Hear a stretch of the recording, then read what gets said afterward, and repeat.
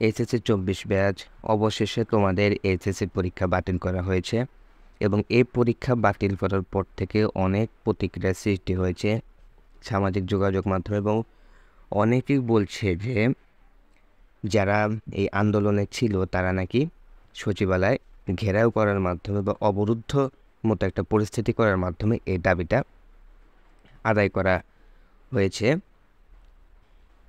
তোমরা জানো যে দেশে কোটা সংস্কার হচ্ছিল এবং অনেক আন্দোলন হচ্ছিল, যার ফলে তোমাদের অনেক ফ্রেন্ড যারা আহত এবং তোমরাও পড়াশোনার মন মানসিকতার ভিতরে নেই, তাই তোমরা আন্দোলন করছিলে এবং তারই এক পর্যায়ে যারা সেখানে আন্দোলন করছিল সেই শিক্ষার্থীরা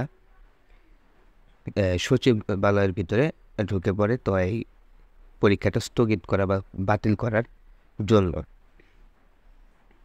তো তারপরেই এটা যখন সোশ্যাল মিডিয়ায় আসে এবং নানা নিউজ পেপারে বা নিউজ চ্যানেলে দেখা যায়, সেখানে বলা হয়েছিল যে অবরুদ্ধ করার মাধ্যমে এই ব্যাপারটা ঘটানো হয়েছে বা এইচএসসি পরীক্ষা বাতিলের সিদ্ধান্তটা তারা চাপে পড়ে দিয়েছে।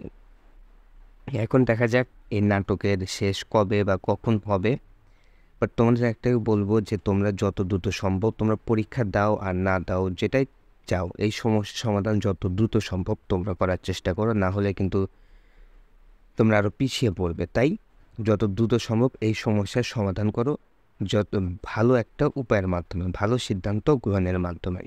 তো এই ছিল আজকের মতো এই ভিডিও। আশা করি ভিডিওটা তোমাদের ভালো লাগবে এবং পরবর্তী আপডেটের জন্য অবশ্যই চ্যানেলটা সাবস্ক্রাইব করে রাখবে।